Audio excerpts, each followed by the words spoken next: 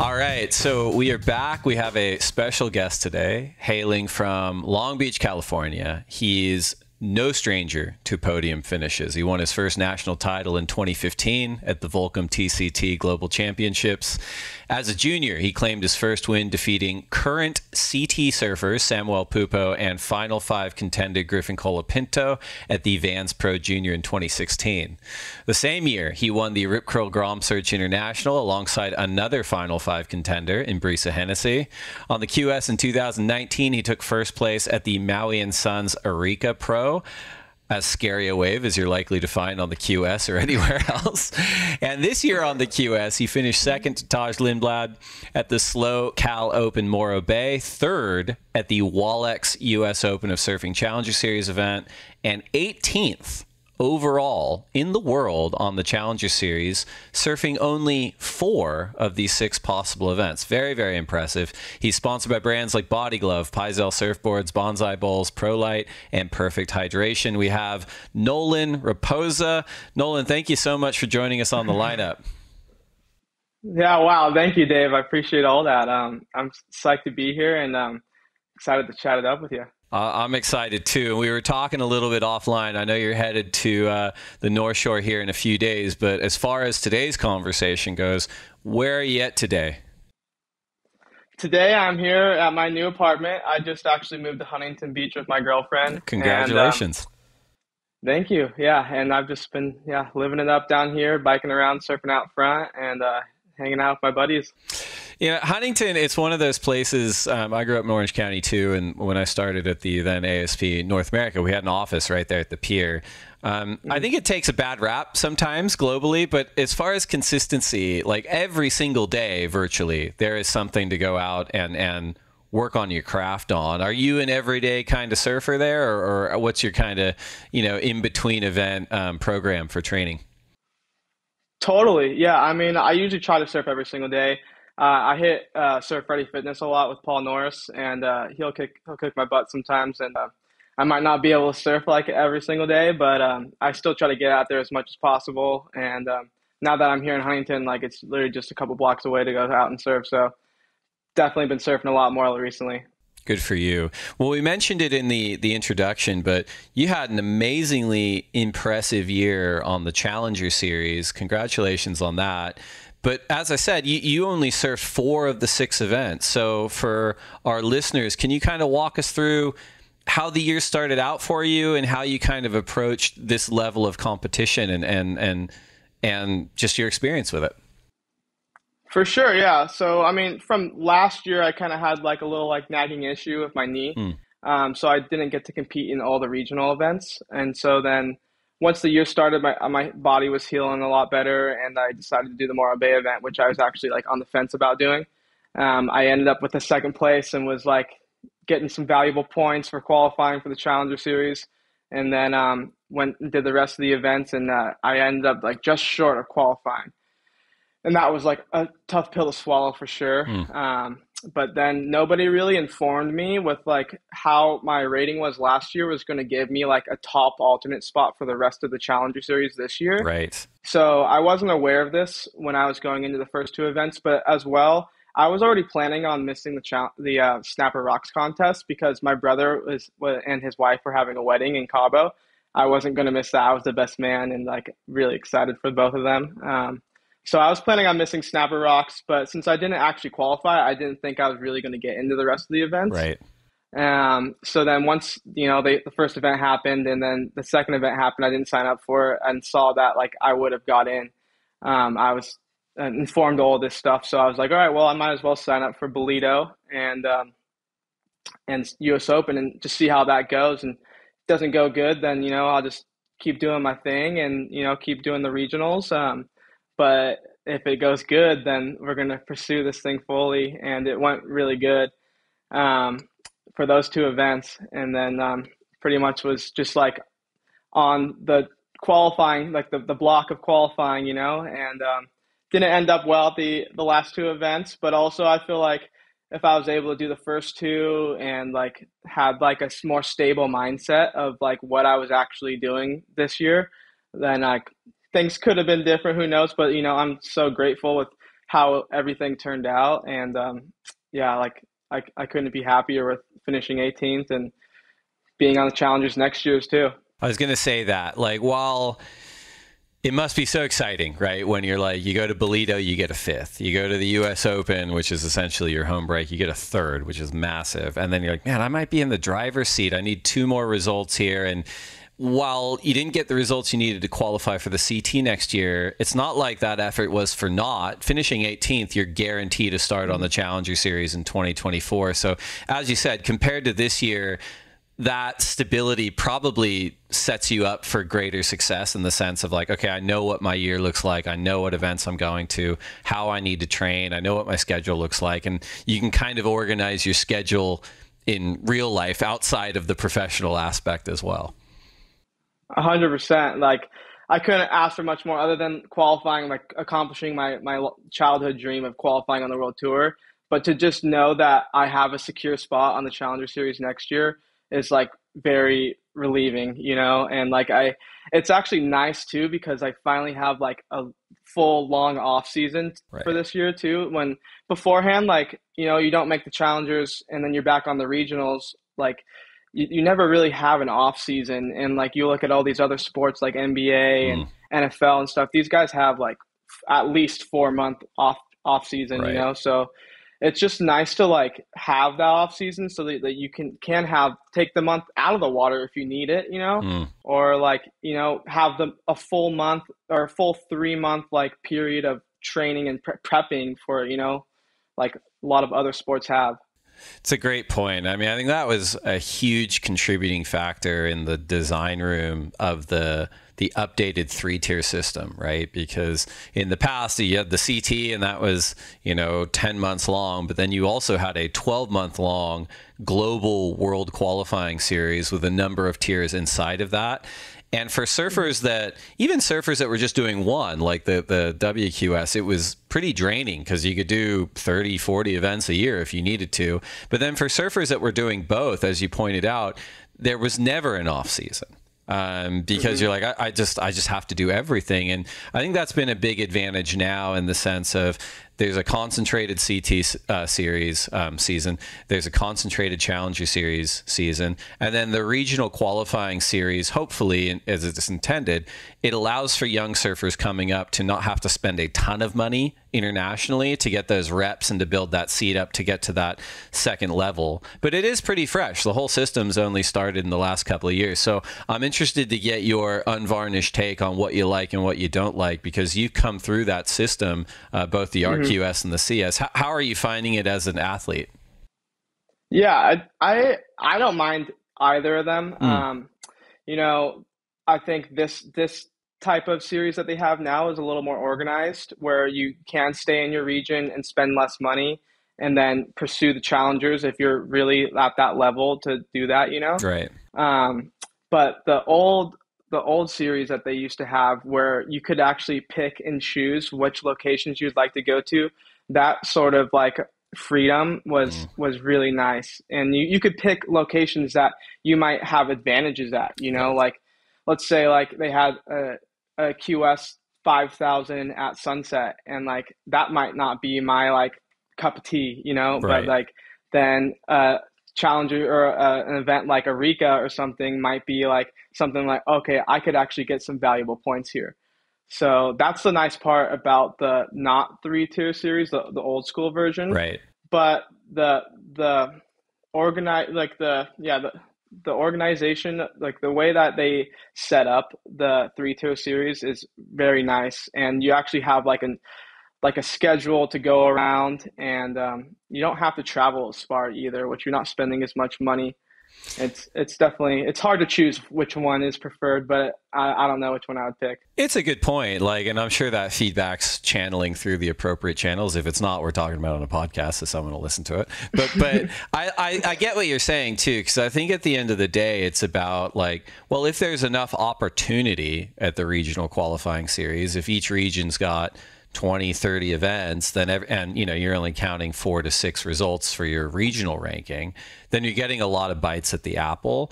But to your point too, I like the idea of considering maybe one flex event where you can pick one out of region. that may just suit your taste. Because going back to what we were talking about the intro, I mean, there's not exactly an Eureka style wave on the North American regional qualifying series, right? So not at all. But I mean, at the same time, you know, there might be surfers down there that are like, man, I'd love to surf a beach break for QS points or something. I'm like pulling into this slab every other day. But no, I think that's really good feedback. And I'm curious too, like, you're a young guy, right? You're 25, around there. How did the experience over the last few years with the pandemic and COVID and shutting things down impact your goals as a professional surfer? Because that was a pretty formative time for you, if we're talking about your early 20s. For sure. You know, did it change the way you approached your career? Did it change the way you approached surfing? I mean, if it never happened, do you think you would have been on the same path, I guess is my question. Yeah. So like COVID happened like 3 years ago. So I would have been like 22 years old. And at that time, I actually had like a very like severe injury going on. I had my meniscus torn, and also I had a torn labrum in my hip. So right when COVID happened, they shut down all the events, and I was home. The injuries happened, and I had to get surgery. And I was with what's the surgeon's name again? Warren Kramer. Yeah, Dr. Kramer. He was like, this is. Yeah, you couldn't pick a better time to have, you know, a surgery or injuries, you know, because nothing's going on. So, you know, that was pretty much my whole mindset, was just like recovering from my injury. So the whole world from COVID and all that scenario was like kind of the back of my head, when I was just like really just trying to like live a normal life and get back to surfing and what I love to do. So I wasn't really too concerned of like, am I ever going to compete again, like in a WSL event? I was more like, I just want to surf again. But it also gave me a lot more hunger to like compete and do good in these events, because I feel like before COVID, you know, I might not have been as like aware of my potential and like mature, you know, like mature in my heat strategies. Like I'd go into a contest that I should have like made finals day easily and just like lost first heat, and then like whatever, like there's another one, you know? So it kind of just like made me grateful for what I had. And it just really showed me like I can give more to this, what that I'm doing. That's really interesting. And with those injuries you were talking about, were those like long-standing kind of chronic injuries, or was it pretty fresh of like, I did this thing, it happened, high impact injury, and then I went and got surgery? The hip one was like I didn't know about. It was funny. I tore my meniscus and then was like going to Kramer and being like, it's not getting better, you know, like let's get the surgery done. And he was doing all his like tests on me, and you know, he's moving my leg around, and he was like, your hip, you know, it doesn't sound too good. Like, let's get an MRI on your hip first. Let's get an MRI on your hip. Not what you want to hear. You're like, no, man, I'm just here for my knee. What do you mean? My hip doesn't sound good. It was bothering me for a little bit, you know, and like even 2019 and stuff, going to doing Haleiwa events and stuff, I was like, it was bothering me. So I knew there's maybe something wrong, or it's just tight hips or something, is what I thought it was, just tight hips. So he's like, go get an MRI on your hip. And I got an MRI on my hip, and he's like, oh, so we had my scheduled knee surgery. He goes, we're going to turn that knee surgery into your hip surgery, because that's going to be a longer recovery. And then 6 weeks later, we're going to do your knee surgery so that they can recover at the same time. And so I was like, oh, okay, like, cool, let's do it, you know? So yeah, he did my hip surgery. That was probably the harder one, the hip surgery. Just the recovery wise, the first week was like, you couldn't do a lot. Even using the bathroom was like almost impossible. And then the knee surgery was way easier, came out of that. I knew what to expect at that point. But what actually took longer to recover was my knee. Like my hip felt like it recovered. After I was able to walk, I was like, oh, I could surf now. But then like my knee, I still was like, oh, like it bothers me when I'm surfing and all this stuff. And then like 3 months later, it was like 100%. And then that's when like the Challenger Series and everything started happening. Right. That makes sense. And then in addition to the competitive aspect of you coming out of not only injury recovery and rehabilitation, but the pandemic, it looks like you pursued some free surfing projects too. You released this year your film with Body Glove, Embers, which features you and your colleague Tyler Gunter, directed by Shane Kreutzer. Yeah, talk a little bit about that, because I think a lot of surfers, sometimes they get pigeonholed of like, that's just a contest person or that's just a free surfer. But I think for a lot of us, especially growing up, we're like, it's all kind of one and the same, like for someone, I'm 40, but like when I was coming up and like Andy was my favorite surfer, it was like, I didn't really separate like, I only want to watch him free surf or I only want to watch him compete. I'm like, no, I love it all. Like I watch him free surf, it's amazing. And then I get to watch him compete, it's amazing. I'm curious as to what your sort of mental approach is to that part of your career. And then tell us about that film, Embers, like how it got started and what your experience was with it. For sure. I hate that when people try to like divide you into like a contest surfer or a free surfer, because like it's, as a contest surfer, I'm a competitive surfer. Like I want to be like that cool, like free surfer, who's just like laid back and whatever, I would love to just go on trips and spend all of my time and energy into just like getting good waves, like Nathan Florence or something like that, but yeah, Embers was a project that me and Tyler wanted to do for a long time, and since I didn't qualify for the Challenger Series and I didn't know what I was doing, I was like, well, Body Glove was helping us a lot with this stuff, and they had new wetsuits to release. And I was like, we have this trip that we're planning. Like, do you guys want to like produce this film and, release the wetsuits with all this footage that we're going to get and all that stuff? And they were like, heck yeah, like, here you go. Like, get on a flight as soon as you can.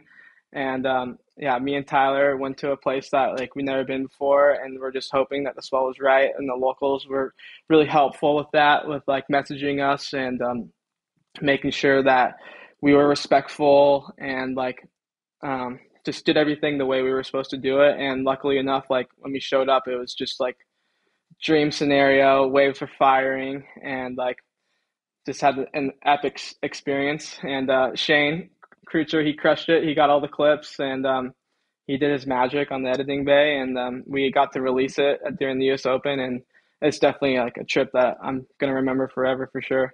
It's very cool. You mentioned working with Body Glove and the support you've gotten from them. How long have you been with Body Glove? And I'm just curious as to, for our listeners' benefit as well, like when you are a team rider at Body Glove, like what does that entail? Like what do they expect out of you, and what do you expect in return? For sure, yeah. I've been at Body Glove, I think like around 10 years. I think it's around the 10-year mark. It's been an epic family journey with the whole crew. When I first got on them when I was like surfing in Hawaii, I was hanging out at the Body Glove house in January, and Greg Browning and Shane Magnusum were the ones who were like, we got to pick this guy up. So like all respect to those two. But yeah, since then, like it's been an awesome 10 years with them. They definitely, like, I have a job to do with them, and obviously it's like social media stuff is what a lot of sponsorships want from surfers nowadays. Like sometimes contests aren't as big of a thing to clothing brands or whatever, more so as like promotions on social media. So that's like one of the things that they definitely want me to do most, is some social media influence for their brand. But then on the other side, it's like going on surf trips with them. Like each year we'll do like around 1 to 2 trips for like their clothing, like board short line that's coming out, or their wetsuit line that's coming out. So each trip that we go on, like I don't think there's any other sponsor that I've been with where like you're going on a trip like as excited to go on with the Body Glove crew, because they're just like the coolest people. Nick Maestro and Bob Sovin, like, and even the team riders, like it, yeah. They're awesome. It's always fun jokes, like cracking jokes, laid back. Like when we are shooting product, like it's a little bit of like a whatever, but like we get the job done, and like we always end up with like cool content that we come out with it. I feel like It's it's such an interesting company to me growing up in Southern California too, because I've had Body Glove wetsuits. They're fantastic. And it does seem like they really put a premium on their product, whether it's clothing or board shorts or wetsuits. They make a very high quality product.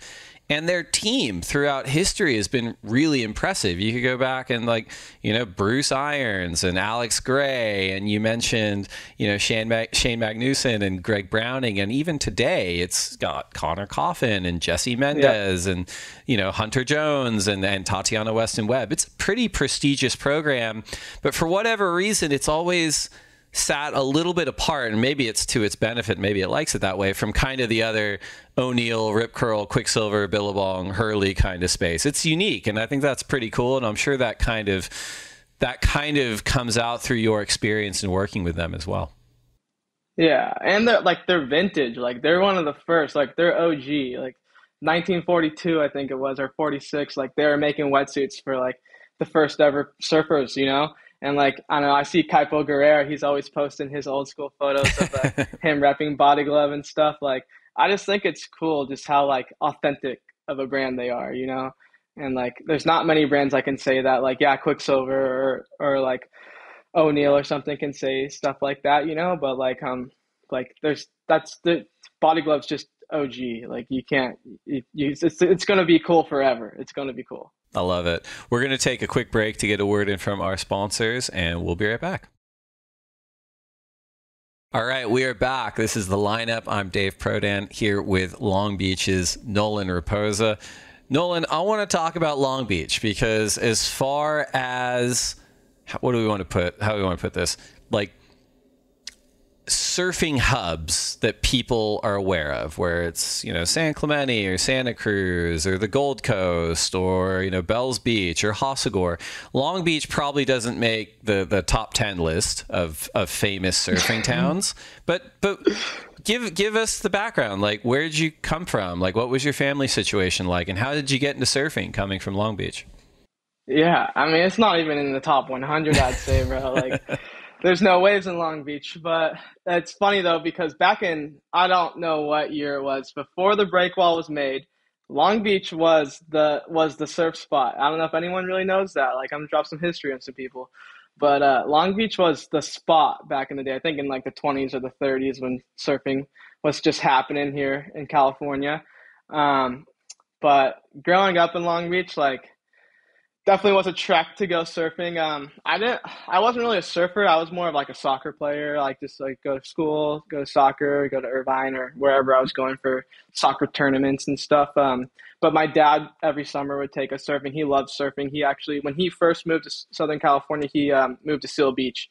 And so he was, I guess, what you'd call a local. He's not like a good surfer by any means, I'd say. Sorry, Dad. But yeah, like we'd go surf in Seal Beach or Huntington when I got a little better. And then I'd do Chaz Surf Camp every summer with the Wick Wires, and his son Sam's my same age. And, he actually ended up started being like a really good surfer. And I saw him one summer after taking like a long break and was like, this is the sickest thing ever. Like, I got to do this. And so that whole summer I was just surfing with him every single like week at his camp. I don't think I even paid for the summer camp. Like, I would just go surfing with his son. Just surfing Sam, just outside the camp, like flag. Like, you're like, don't worry about here. Me. Yeah, right. Don't worry about me. Like, I'll let the campers get their waves, but like, I'm just going to surf with your son. So yeah, I surfed with him a bunch, and, I would just pretty much roam the streets of Seal Beach like all summer long, and we'd get El Burrito Jr. My dad would give me $20, and we'd just be like surfing whatever we can, skating whatever we can. Jake Telkamp, who works for Surfline now, like we'd hang out at his house, and he'd have us like boxing in his backyard and stuff. We'd get in these gnarly fights and stuff. But yeah, that was like my childhood growing up in Seal Beach, and I didn't really know I wanted to compete until like after that summer, and Sam was starting to do the contest. I was like, I want to do what Sam's doing. And so that's when I started doing contests. And my dad actually didn't really like it. He wanted me to like pursue soccer and, maybe get a scholarship. And I was a good soccer player. I think I was like the highest scoring midfielder in the league that we were in or something. I can't fully remember, but I think that's what they told me. So I loved it. But then surfing I loved way more. And once I told him, I was like, I'm done. He's like, all right, well, you better be serious about this. Yeah, And right. Yeah. so then once I started surfing, like I started realizing like once I was like 16 years old was when I was like, okay, this can be something serious. Yeah. So I mean, soccer is intense, man. I played eight like when I was growing up, but my daughter plays club, and Hmm. we're not really club soccer people, but it's been exciting and just learning about the infrastructure for soccer in the US is insane. Like the amount of training that you can be doing, and then you start hearing about how that level of training stacks up to the opportunities in Europe or in South America, and the Hmm. consensus is like, oh no, like US soccer still has like a long way to go before it even gets to that place. And so it is intensive and it's demanding, but it is interesting too because there's a number of surfers that have made it to the elite level on the CT who were excellent athletes in other regards. You know, Courtney Conlog's one that comes to mind, Sally Fitzgibbons. And so I'm sure there's a lot that translates both from the athleticism that you generated from becoming a high level soccer player and just competitive tactics as well. Hmm. Yeah, Cole Houshman too. I remember he, Right. he was like a couple years younger than me, but he was like same thing as me where he was a really good soccer player. And I remember we would like go to like soccer practice together and stuff like that before we ever were like real surfers and stuff. Now, what what was the school pathway for you? Because there's a few ways that surfers around the world can kind of go about it. You know, there's the like, well, I just do the public school and I surf before and after school and I compete on the weekends. And if I have to take time off, I take time off. There's the homeschooling route, which is becoming very, very popular, which is allows for a lot more freedom. And then there's, I guess, the no school route. I'm curious as to which one you kind of took and how much of a conversation that was with your parents as well on like, well, we want you to do this. We don't want you to do that. Yeah, I mean, it was definitely a little stressful for my parents. I knew like a lot of kids were doing the homeschool route. This was kind of the beginning stages. Like John Mel, he was doing homeschool and he was my best friend at the time. But also his parents were like traveling professional surfers as well. So Right. They like kind they of got it. understood Yeah. the assignment, you know? And like my school, I was sponsored by Quicksilver at the time, and they were taking me to Nicaragua on my first surf trips. And then like there was another surf trip I was supposed to go on, and they're like, "Okay, Nolan, you're missed like too many days of school. Like you're gonna have like you can't miss any more days, or else you're like out of our school." And I was like, "Okay." And my mom was like, "Okay, we'll do homeschool because you're pretty much gonna be like kicked out of school." So I was like, "All right, awesome." I did homeschool through middle school. It was halfway through seventh grade is when I did homeschool, and then I did it all the way through high school. And now my senior year, my teacher like wasn't passing me. I was so weird because I was writing essays with a tutor. Like you have to have a tutor as a homeschool student. Like you're not going to learn anything by yourself trying to like read it online, especially like math and stuff. Like it doesn't make sense. You know, you have to have a tutor there sitting next to you, like actually teaching you. So I'd go to a tutor like 3 times a week sometimes, and the tutor was helping me finish my senior year's like essays and stuff. And the teacher kept sending it back saying I was plagiarizing and stuff. And my tutor was like, "I don't understand why you're not passing this. We're not plagiarizing. We're putting all the links and everything like we're supposed to do." So I ended up getting my GED. I tested out, and after that, I was 18 years old and I won the junior series, and it was pretty serious. It wasn't like I was like, okay, time for a college degree. You know, I Mhm. was like, this is time maybe to hit the qualifying series and qualify for the world tour. You know. Yeah, that makes sense. Do you look back at those decisions and on that time and ever go like, man, I wish I'd stayed in like public school. Like if I could have, I missed out on this and that, or given what you know now and how it's worked out and what you wanted to pursue, are you pretty comfortable with like, no, I had to do it this way, otherwise I wouldn't have had those opportunities? I mean, I'm pretty comfortable with the outcome that happened, but at the time when I was doing homeschool and seeing all my friends that were going to school and they're having their proms and Mm. like all their like cool events, and like I definitely was like wishing that like, it seems simpler, like everyone was doing it, like Right. it just seems like way funner, less stress, and like you're with all your friends.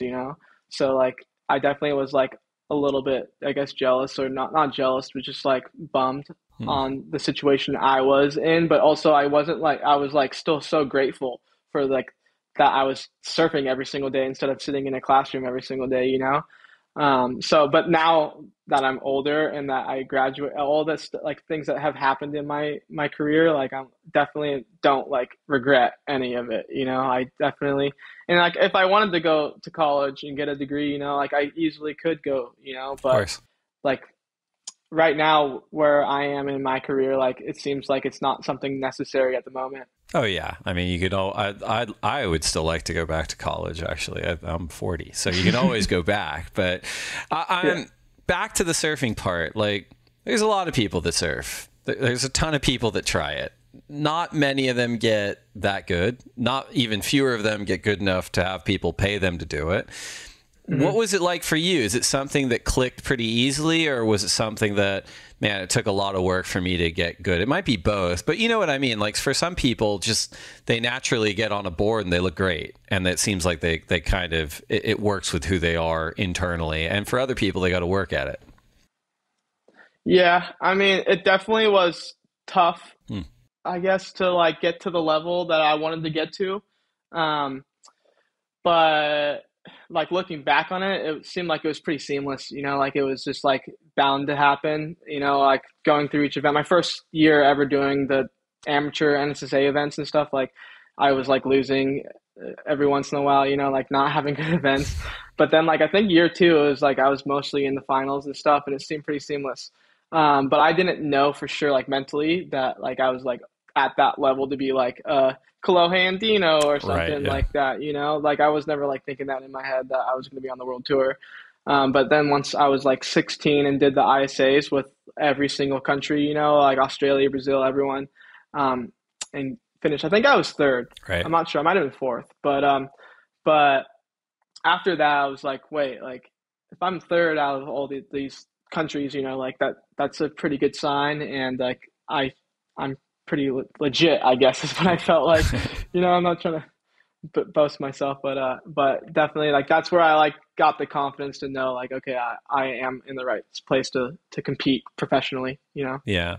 The Kolohe Andino is an interesting contrast. I'm glad you brought that up too, because I'm sure there's a grass is greener component to both sides of this, but like, you know, Kolohe grew up in the limelight, right? And had all these opportunities and all this support, but also all these expectations. He still does.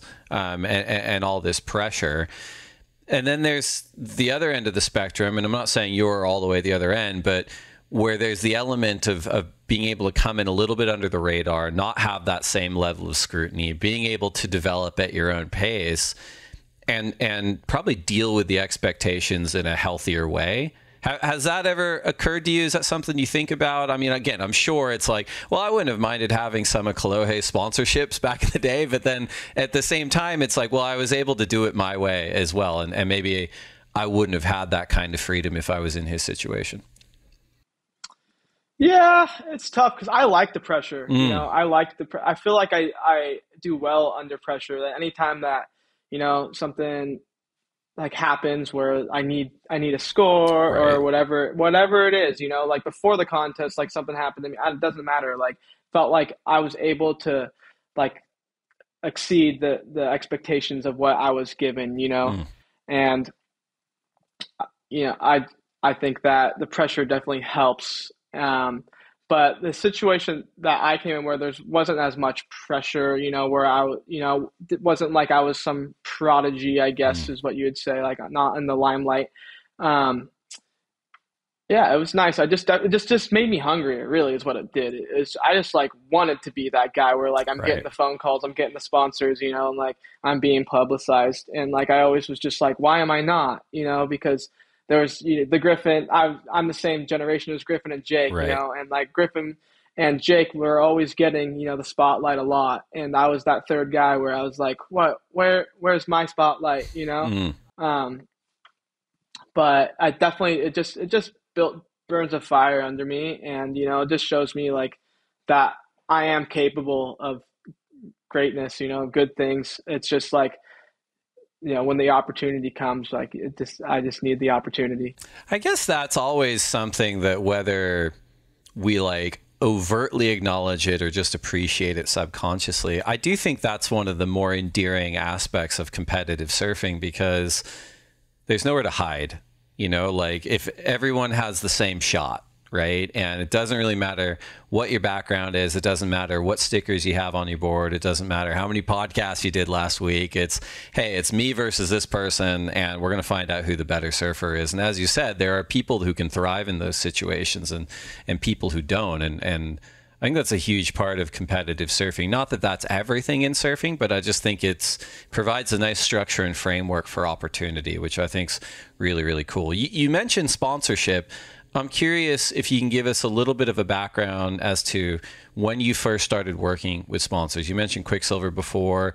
You were with Roberts Surfboards for a number of years. They've actually got a shop just 100 feet that way from me. I know Lori and Rob pretty well. And then now you, as you said, you've been with Body Glove for 10 years. You're working with Paizel Surfboards, Bonsai Bowls, ProLite, Perfect Hydration. How did it start for you with sponsorship, and what's been your experience through up until 2023? Yeah, it was funny. Like my first ever sponsor, well, my first ever sponsor was like Caton Surf Shop and Blackfly's Stuart Simons. He actually had some belief in me, and we were doing some fun things together. But I remember I wanted the main sponsor so bad, and like Quicksilver was the dream sponsor. My best friend John was sponsored by them, and so I think I reached out to Chad Wells when I was like 15 or something, and was like, hey, like I'd be super hyped to be sponsored by you, like would you guys be interested in like putting a sticker and flowing me product? And he came back saying like, no, like we don't have much budget. And I was like, like that's heartbreaking, you know. And then that like weekend I had like the Westerns NSSA contest going on, and it was huge. Every single Westerns here for the amateur events, like it always ends up being like 10 foot and just sweeping through the pier and stuff. And I think Jake Marshall won, and then I got second. And Pete, John's kid, was in there. I think half of us were like crying in the lineup and stuff, Right. Because it was so big. Like we were scared. This is mini Groms, by the way. I don't know if you guys realize this is like 13 years old. So we were all scared. So I got second place, and afterwards, I think a day or two later, Chad Wells emailed me back saying like, hey, we'd love to have you on the team. Like, and I guess like Pete, John's dad, put in like a really good word for me. Like Nolan's got some good upside or something. And so I was like, no way, they actually wanted me. So I got sponsored by Quicksilver for like I think it was like 2 years or something. That was super fun. Like just a perfect sponsor to have for your first sponsor, you know, especially at that time when like things were like peaking and like huge events were going on, surfer pole, all that stuff. But then after that, Fox, motocross, like they put in a bunch of budget for surfing, and they offered me like an actual contract, which I didn't have at Quicksilver. And so I was like, this is I told Quicksilver, I'm getting an offer from Fox, you know, if you guys want to match it, I'd love to stay with you guys. And they didn't have the ability to match it. And so I was with Fox for like 2 or 3 years, which was like a huge turning point. I don't know if it was a turning point, but it was just like a huge point in my life that like I learned a lot. Christian Sainz was there surfing with. Christian Sainz took me under his wing pretty much and was like, this is what pro surfers do. Like, I'm coaching you every single day. Like, you need to at least be top 3 in every single event, and just like kind of engraved in me like what a professional is like at a young age. And Frankie DeAndrea and Enoch were working there too. And so it just like seemed like I was just like in this little pool with like a bunch of big fish, and I was one of the big fish, you know? Right. So it just like, it was a big learning couple of years for me with Fox, and they helped grow my brand and I guess their brand a little bit like through those years. And then after that, Body Glove, I think, sponsored me for just wetsuits. And then they offered me a full clothing brand, like main sponsor, head to toe contract that they couldn't match. And I've been with Body Glove ever since. It's interesting to hear you talk about that too, and just talk about being in the industry at that time, being a young surfer on these programs. You mentioned Quicksilver, you mentioned Fox, you mentioned all these kind of big names in the industry. You're talking about going to Surfer Pole, you're going to Hawaii. There's an interesting thing that you can observe from the outside, that I've observed from the outside with the pro surfer kind of a career chart in a lot of ways. You get a lot of young surfers that get into the mix in those environments and they get really starstruck. They're like, oh my God, I'm here with Bruce Irons, or oh my God, I'm here with so-and-so. And sometimes that doesn't translate that well to when they become adults and they have to like perform and sometimes kind of beat their heroes. Is this something you think about a lot? Is this something that you've struggled with, where you grew up in these spaces and obviously everyone has their inspirations, but you're now a full-grown adult professional surfer and it's your job to outperform, in some cases, your heroes. Does that ever play with you at all mentally? For sure, like I still get starstruck, like if I'm like hanging out with Kalohe, I'm like, well, I'm hanging out with Kalohe. Or like even like I see Pete Mel, John Mel, my best friend's dad, which I used to like live at his house and stuff. Like I'm still like, oh my God, that's Pete Mel. Like it still gets me.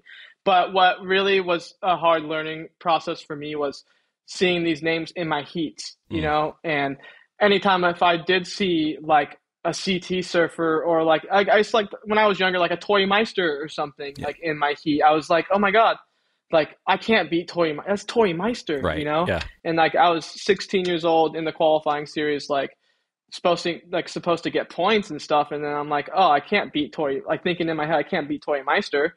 Like that's not like the mindset you're supposed to have going into a qualifying series event, so that's the kind of something I learned like later on, I guess recently, like with Myers and stuff, just like knowing that I am at that level to beat like any name it is, which now doing all these events, like there's so many CT surfers that I have beat. So it's not like a name is like phasing me really, unless I had like a Felipe Toledo in my heat, I guess. I don't know. Right. I think you should consider, with, I think you mentioned Matt Myers, your coach, you should consider creating like a scout board of like every CT surfer you beat. You just put like a sticker on the board and like the old like World War II pilots where like it's another kill, and just look at it and be like, you know what, like it's like Highlander, you're like, I'm the last one standing. I've taken the power of all these people. I like that approach a lot. It's very cool. Yeah, no, I mean, it'd be nice. It'd be cool to know just like all the names or whatever. Just like, so if I do have a heat against him again, like I got his number, I don't know, like something like that. But I don't really like take notes of all those things, just like memorable contests like the US Open or something, like I might remember like some of the heats I've had. Yeah, that's Matt's job. He's the coach. We work on that. Exactly. We're going to take one more break to get another word in from our sponsors, and we'll be right back. All right, we're back. This is the lineup. I'm Dave Prodan here with Long Beach's Nolan Rapoza. Nolan, we talked about it a little bit. You're a couple days out. Well, probably by the time this airs, you will be there. You're going to be on the North Shore. What's the thinking of it for you? Is this a professional trip? Is this a personal trip? Is it both? Are you recharging before the 2024 season? How does a surfer in your position approach a North Shore trip right now? It's kind of vacay mode for me going to North Shore. I'm just going to have a good time, surf good waves. Like there's not much waves out here realistically, like compared to the North Shore. But then on the side note of like being there is just to support Jake as well, just like doing whatever he feels like doing and making him feel as comfortable and like prepared for whatever events he's got coming up on the world tour. So I just want to have a good time with Jake and surf good waves. Like Pipe, I think they'll be having the Pipe Masters when I'm there, but I definitely will want to surf Rockies a lot in front of Pizel's house like every other day. I'm glad you brought up Jake Marshall, because as you pointed out, he's one of your closest friends. You're going to be in Hawaii surfing with him. And Jake's someone who, had a lot of attention growing up. He qualified for the tour. He missed the midseason relegation. He's worked his way back onto the tour via the Challenger Series, and he's coming back. You've had kind of a front row seat to that entire arc.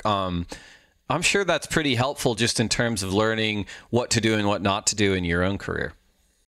100%. Like I take a lot of like inspiration from Jake, and he's like one of the smartest surfers that I know. Like the surfers are smart, but like he's like actually smart, like book smart, street smart, all of it, And so like he's had the strats down for heats and all this stuff. Like he just gets it, he's had it clicking in his head since he was a Grom. Mm. But now that we're older, like we're pretty mature and like we get it together. And we stayed together in Bolito, and like we were just like kind of like bouncing off each other every single day. Like I would be like falling asleep early at like 7 o'clock, and he's like, bro, you can't go to sleep right now, like you haven't had dinner. And then, or like he would like bring me home dinner, he's like, bro, like you got to eat right now. Or like he's just always watching my back, bro. And like I have so much respect for him that like anything, like I'm always gonna have his back, I feel like. So like yeah, whatever, like I don't have any expectations for Hawaii, but I know that I'm staying at his house and I'm so grateful for it. But like whatever he wants to do, like I really just want to like go have a good time with my best friend. That's all I want. I like it. You mentioned being over there and being close to your shaper. Now you've had him for a few years now, I think, with John Pizell, and that's a board program that is pretty unique in that it's an elite level program. They do not have a ton of global team riders compared to kind of some of the other programs. So you're in a pretty unique group, and a pretty specialized group working with John Pizell. How did that relationship start for you, and what's your experience been like with John? And I guess moving forward to Hawaii, is there anything specific you're looking to do on the board front while you're there? Yeah, I mean, really, I bought a board off the rack is what I did. I was like, this Pizell looks perfect size for me, and I want to ride it. And I've tried other brands like CI and Sharp Eye and stuff, and when I rode the Pizell, I was like, this is really good. This is just as good, if not better, than any board I've tried. And so I was riding for Rob at the moment, and like it was hard for me to like actually like commit to riding one of his boards in a contest, a Pizell, because I was with Roberts. But at that time, I told Roberts this, I want to pursue other things, and it was something hard for me to do, and I'm sure it was really difficult for Robert and everyone that was involved, but after it all happened, like you can see the change in results, and the change in my career really is what happened. And I didn't really have a relationship with John at first, but over the past year or two, like I've had like more conversations with him, and coming up this winter now, like we're actually like discussing on like models and shapes of boards. And he's a very particular guy, and he's very smart with what he does. Like he knows exactly what he's doing and how to shape a board exactly how most people would like him. So it's just cool that he's actually like giving me the time of day to just like discuss it, and giving my like 2 cents of it, where I'm not trying to say like something could be better, just like something might not be like something is not working the best for me or whatever, or where something can improve in my boards. And it's been really fun working with John and the guys here at Pizell, California. Like they've been pumping out probably the best boards I've ever ridden. So I'm super thankful for those guys. What kind of how do I want to put this? What kind of what kind of surfer are you when it comes to surfboard design? Are you like in the weeds on like, I need to know all the metrics and the specs, I need to know like the cant of the fins, I need all that? Or is it more just a feel thing where you're like, that one worked and that one not so much? Yeah, there's definitely like, there's not a fine line. Like I'm somewhere in the middle, I would say, where I'm not looking at like my fin templates where they're located on my board. Like I just assume those are always like somewhere in the same place. But with concaves, rail thicknesses, rail lines and stuff, like I definitely have like an eye for and a feel for, where like I've been through it all. I feel like, wide nose, narrow nose, knifey boards, grovel boards, like all of it, step ups and stuff. And so like, I know what type of surfer I am. Like there's front-footed surfers, back-footed surfers. And so like I might be more of a back-footed surfer, and like sometimes one model might work better for that front-footed surfer because the like balance of the boards, some are higher up, or if it's a back foot it might be a little lower or something.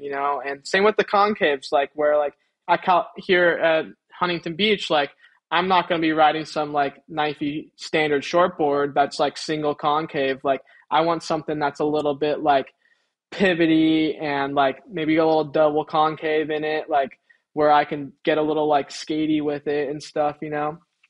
So like I definitely like it's just like self-taught, I feel like. Mm. And when you are with a shaper for a really long time, you get a lot of the same boards every single time, and it starts to get a little stale. Mm. And like that's something that I feel like has been really fun with Paizo, is that like they come out with new shapes, and they're always telling me like they're giving me like boards that I don't typically ride. Like let's say the White Tiger. The White Tiger is this little 5'2", like 19 wide short or gravel board that I never really like would have rid. I've never ride in a contest, but like I'm out here riding that thing every other day because that's a perfect board for me at Huntington Beach. And like watching John and John Florence and John Paizel like talk about it and shape it together, like it's just like cool for me to learn all these details that they're putting into their boards.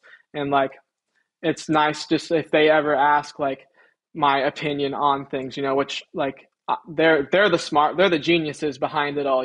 I'm just the one that's like riding it. So it's fun just getting to ride it. And obviously they've been working great. The races, the high lines, the ghosts, even like all of them have been working really good. So like yeah, I'm just having fun riding them. I like it. So you're going to be in Hawaii when this airs. What's the end of 2023, start of 2024 schedule look like for you? How are you getting ready? I think the first CS event's going to be after the mid-season relegation, which is in May, I believe. So you've got a few months. Like, is it a lot of in the gym physical training? Is it surfing every day? Is it going on trips? Is it maybe doing a couple of QS events to get some reps in the jersey? Is it maybe a combination? How are you looking to spend the next 4 to 5 months here before the next Challenger Series starts? So, well, obviously I'm heading to Hawaii this weekend, and I'll be back for Christmas to hang with the family and stuff. But like when I'm in Hawaii, Hawaii is probably the best place to learn for any location you are, even though the waves are amazing and you might not be surfing amazing waves in the events that you're surfing at, but you're able to like test maneuvers and different techniques on the wave at those locations. When at home, like you're going to get a burger of a section where you can only do a cutback on, or like you can't like actually at Rocky Point, or if you're at Haleiwa or wherever, you can actually be like, okay, I want to like keep my rail in the water for like an extra second, or, I want to like go more front footed on this turn and like have my fins like more out the back, or I want to try and throw more spray off my board, which is my real goal, is just to just like look more powerful in my surfing and, throw more spray. And which my specialty is to be like super aggressive and like, I guess like releasing fins a lot, which I would like to keep my fins in the water a little bit more to be able to get my scores. And I think that's something I love to practice in Hawaii. But, to be making finals and stuff, like you got to be giving out your best surfing, and that's when airs come into play. So that's something I'm still going to be obviously trying to perfect a little bit more. But when I get home, I will definitely, I think I'm going to give myself a good long, like preseason workout regimen with Paul Norris at Surf Ready Fitness, and like be in there like strictly like at least every day or every other day or something like that. And that's definitely the game plan for the Challenger Series. I will be doing Pismo Beach 3000.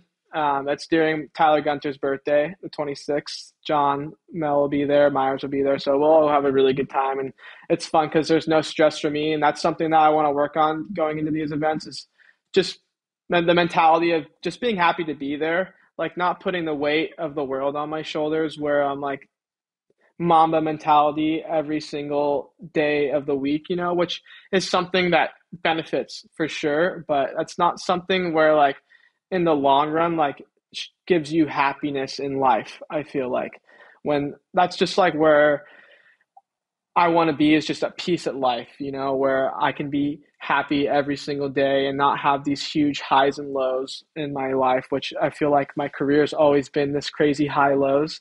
Um, so that's just something I want to work on with these regional events that I do end up doing is just like going in there, like just having a good time instead of being like, oh, we have like a stacked round of 16 heat coming up with Dimitri and Tyler and whoever, like I want to like, I actually just want to go out there and just like go for a bunch of errors. If I lose, I lose, or but like when it comes down to the Challenger Series, it's going to be taken a lot more seriously and more methodically. But like for these regional events, I definitely want to be like loose into them. I love it. We did put a feeler out for questions for those that follow us at the Lineup Pod on Instagram. We got a ton back for you, Nolan, but we've whittled it down to 3. So first question is from @real Matt Walker, who asks, I screwed this up. Ho Some Bistro or Sessions? Ho Some Bistro or Sessions? I feel like I've only had Hosum once, but Sessions I have like maybe once a week. Like their OG breakfast sandwich is legit. Like you're getting some good eggs and bacon there if you go there. I like that answer. Second question is from @Coralie Gauchi, who asks, what was your worst injury? Because we talked about a couple, but what was the worst one? Yeah. I discussed it. It was probably the meniscus tear and the labrum tear.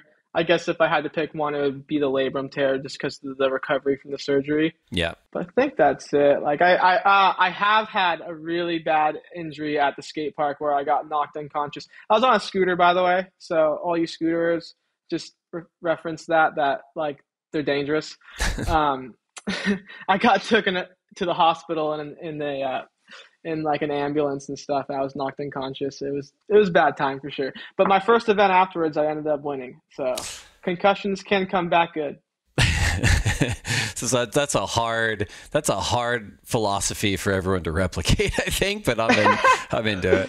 Football does it good. Yeah, there you go. Yeah. Last one we picked from someone near and dear to your heart. @my_Matt Myers asks, when is Nolan Rap starting his own surfing/MMA/fantasy sports podcast? That was a discussion I had at the beginning of this year, which would have ended up really good if we did this for the WSL season this year, because there's so much controversy this season, I felt like, with the wave pool and the J Bay and, whatever that happened this whole season. It seemed like this was one of the most controversial seasons on the WSL. So that was an idea I had, which we didn't partake in. But I think there's definitely a lot of things that I want to like get into the coming year or 2 or 3, it's definitely a maturing couple of years coming up for me. And I'm excited and ready to take on some new tasks. You can come back on this podcast whenever you want. We can talk anytime, whatever you like. Well, I appreciate everyone that wrote in at the Lineup Pod. We are now down to our final segment. It's time for the lightning round. So these are 10 questions for you to answer as quickly as you can. Gotcha. First question. If you could only have one board set up for the rest of your life, single fin, twin fin, thruster, quad bonzer, or finless, which would you choose? Thruster. Coffee or tea? Coffee. Burrito or pizza? Pizza. Last book you read? Ready Player One. Best surf film ever?